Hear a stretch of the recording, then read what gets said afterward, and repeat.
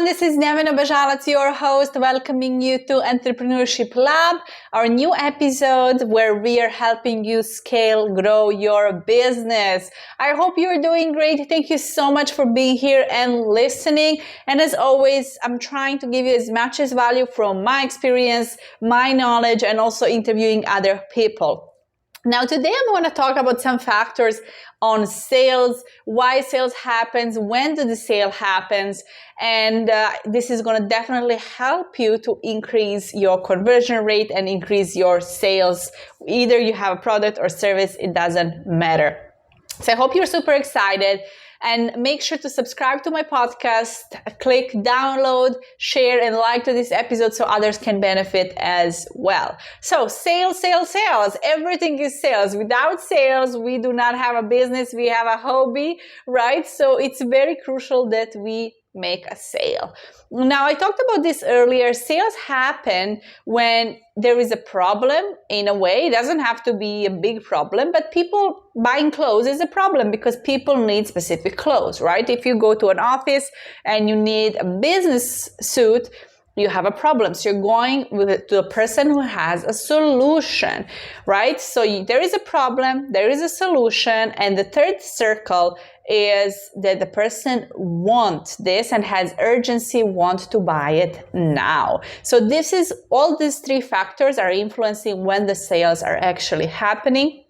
And the sale happens when we have all three of these: problem, solution, and want and urgency at the same time. So when these three cross, this is when actual buying happens, when the people want to buy something. All right. So either you have a product or you have a service. There are a couple of factors on why people buy. And I'm going to talk about 4 factors today. So you can focus on improving those things and showing people more of those things, because when you show them value, people will then be ready and realize that this can benefit them and their life and be solution to many of their things. Right?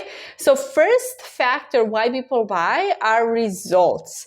People want some kind of results. If you're in a service-based business, if you're in fitness industry, coaching industry, people want specific results.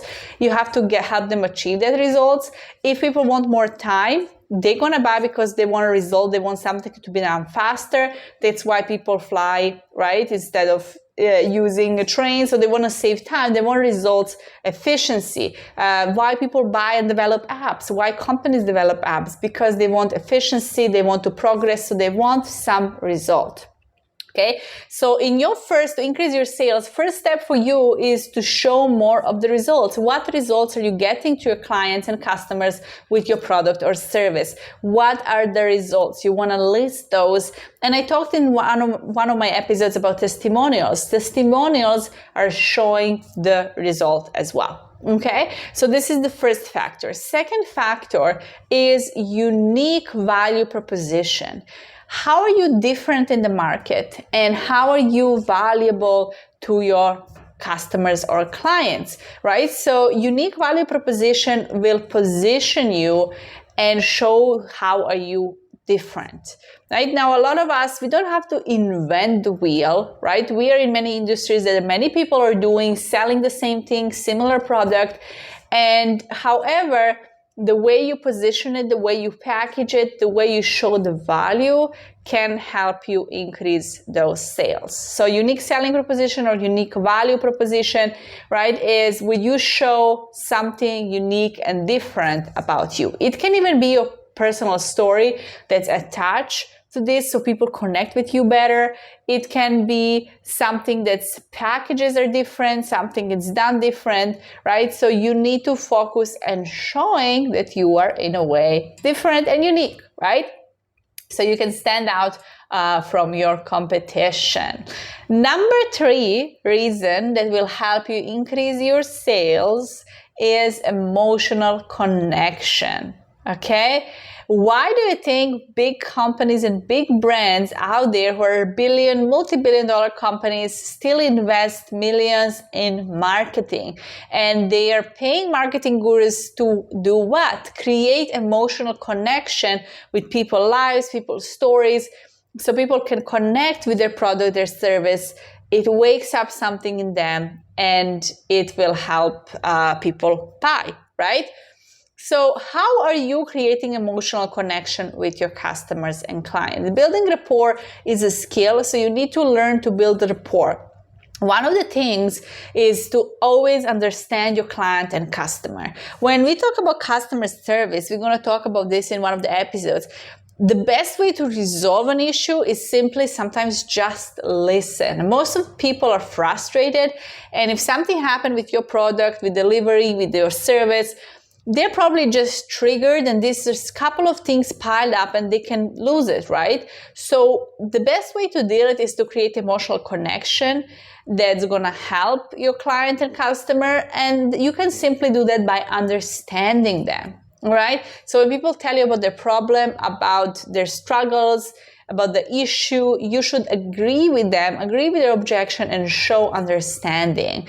And sometimes building emotional connection is also, if we make mistake or we have clients who are not satisfied, we need to apologize, right? We need to show them they're understood, and we need to find a way to help our clients and customers in this journey. So your mission has to be to create stronger emotional connection through your product and service, through your marketing, so people really understand.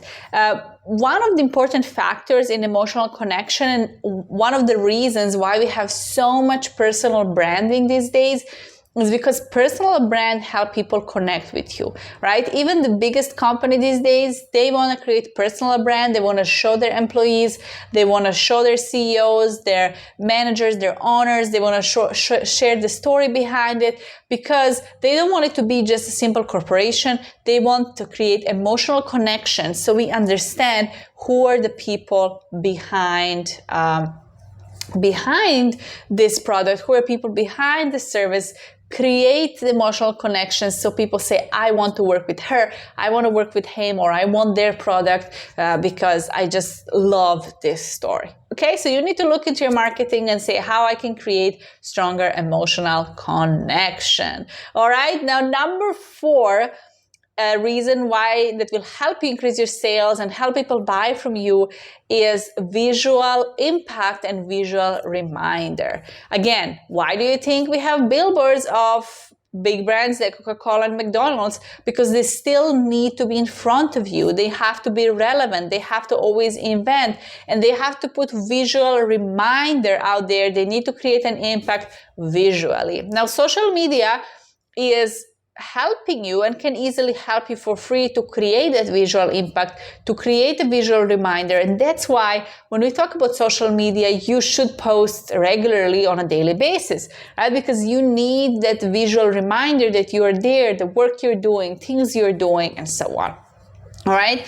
So creating visual impact and visual reminder can be done through a couple of things, but you can start organically, and you can start by using your branding. Okay, so branding, visual branding is very, very important. And there, for example, we can talk about colors here, and we call it makeup in branding. So choosing the right colors for your brand, colors that will trigger and remind persons, so whenever they see the color, they can be reminded about your brand, right? One of the colors, main color of my brand is yellow, one type of yellow, right? There are many yellow out there. And I receive comments every time people see yellow, they initially and immediately think of me, or they see social media, the yellow comes, they're like, oh, it's Nevena. Right?